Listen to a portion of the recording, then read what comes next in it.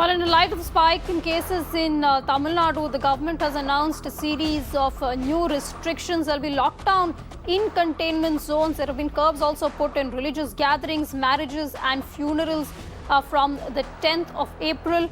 Retail shops in wholesale markets will also be stopped. Private firms have to ensure that employees wear masks, and resorts with 50% capacity only will be allowed. Mugilan joins us for more on this. Mugilan, just quickly take our viewers through some of the key highlights of this new order, the new restrictions which have been put in place in Tamil Nadu. As the numbers are soaring at a very alarming rate, now we are saying the Tamil Nadu state government have introduced new restrictions. That is, from April 10th, there will be ban on all religious gatherings, and even the indoor political, cultural or other sports events will be allowed to function only with 200 people. And more importantly, the theatres. Now, the theatres will be allowed, either it be the a single screen theatre or a multiplex. Only 50% of the seating capacity will be allowed. And more importantly, we have seen during last year, the Coimbatore market was the biggest super spreader, and to avoid a situation like that, now the government have announced the retail sales in all these wholesale vegetable markets will be stopped from April 10th. Even today, when went to Coimbatore market in the morning, we saw almost zero complaints of the guidelines that have been issued by the Tamil Nadu state government. So now there will be no retail sales in these wholesale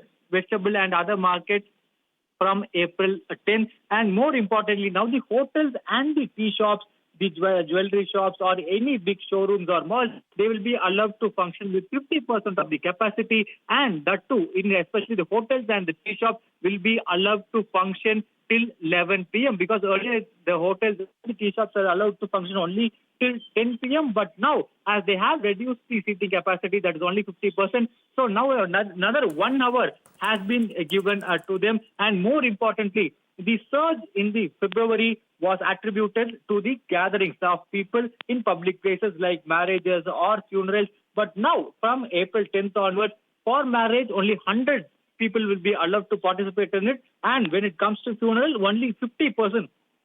50 people will be allowed to take part in funeral. And more importantly, there is a restriction on the inter-district transport also, because there were in last 2 months, either it be Pongal or several festivals in Tamil Nadu, we have seen people overcrowding in all the government buses.